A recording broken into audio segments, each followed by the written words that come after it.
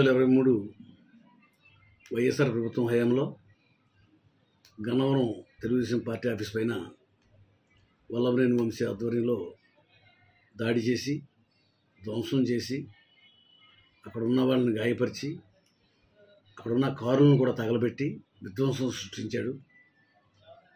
ఆ కేసులో సత్యవర్ధన్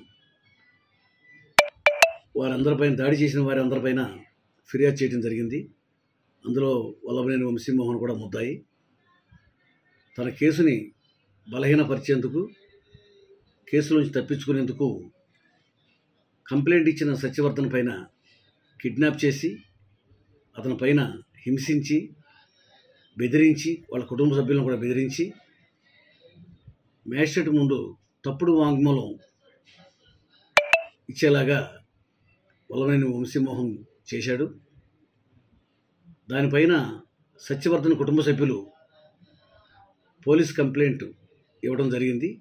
వల్లభనేని వంశీ పైన అతని పైన ఎస్సీ ఎస్టీ అట్రాసిటీస్ కేసు పెట్టడం జరిగింది. సత్యవర్ధన్ ఎస్సీ కులానికి చెందినటువంటి వ్యక్తి. అతన్ని బెదిరించి కిడ్నాప్ చేసి అతను పైన దారుణంగా దాడి చేసినందుకు గాను సత్యవర్ధన్ కుటుంబ సభ్యులు ఇచ్చిన కంప్లైంట్ మేరకు అతని పైన కేసు కట్టి అతను రాత్రి అరెస్ట్ చేయడం జరిగింది. చట్టాన్ని నుంచి ఎవరు తప్పించుకోలేరు. ఇవాళ రోజున వల్లభనేని వంశీ చేసిన మోసాలు, దుర్మార్గాలు చాలా ఉన్నాయి. నియోజకవర్గంలో మట్టి దోపిడీ చేశాడు. చాలామంది మీద తప్పుడు కేసులు బనాయించాడు. గన్నవరం ఆఫీస్ పైన తను దాడి చేసి గన్నవరంలో ఉన్నటువంటి Telugu Desam party నాయకులపైనే case పెట్టించేదురు Rajahmundry central జైలుకి పంపించి చాలా కాలం జైల్లో ఉంచాడు. ఆ సందర్భంలో స్త్రీలు కూడా జైలుకి వెళ్లాల్సి వచ్చింది. తెలుగుదేశం మహిళల్ని జైల్లో పెట్టించిన దయాదాక్షిణ్యం లేనటువంటి వ్యక్తి వల్లభనేని వంశీ. అతను అధికార దుర్వినియోగం చేసి అధికారాన్ని అడ్డం పెట్టుకుని గన్నవరం నియోజకవర్గంలో అన్ని రకాలుగా దోపిడీ దోచుకుని కొన్ని వందల కోట్ల రూపాయలు సంపాదించుకున్నాడు. అన్నిటిపైన కూడా చర్యలు తీసుకోవడం జరుగుతుంది. ఇవాళ రోజున అతని పైన చాలా కాలంగా అతను పరారీలో ఉన్నాడు.